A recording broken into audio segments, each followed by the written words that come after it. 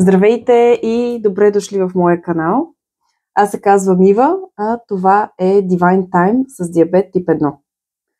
Ако останете, ще ви споделя малко повече за мен, защо стартирам този канал и какви са целите му. Ако ви хареса, след това може да харесате и да се абонирате за повече информация.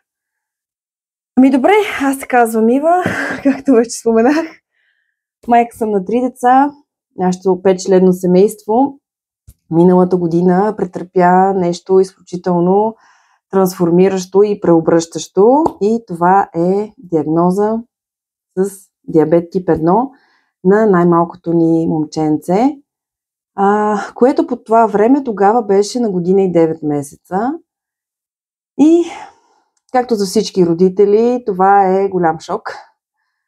Особено когато в семейството няма друг такъв случай, няма друг човек, който живее с това състояние и идва като нещо изключително ново, непознато и въпросите, страховете са страшно много. Защо създавам това пространство? Създавам това пространство, защото искам да дам информация от сърцето, информация от личния ми опит и от това, което аз и моето семейство сме преживяли и преживяваме всеки ден.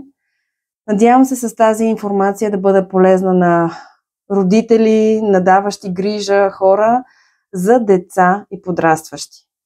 Знам, че в България има много информация за възрастни, които живеят с това състояние и се справят с него успешно, но това, което на мен ми липсваше и го търся в чужди влогове, в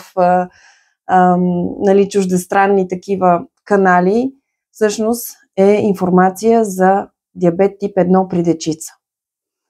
Надявам се, че тук ще успеем да даваме емоционална подкрепа на всички, които се чудят дали се справят добре, дали другите родители успяват да поддържат перфектни кръвни захари на своите деца, или просто и те имат добри и лоши дни.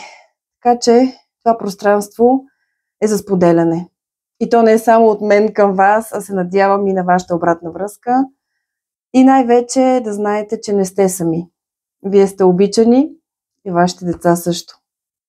Така че ако ви хареса, останете с канала, харесайте го, абонирайте се за новини и всяка седмица ще се опитвам да разглеждам различни теми, да подготвям съдържание, което да бъде полезно и надявам се приятно за вас. Благодаря ви и до нови срещи!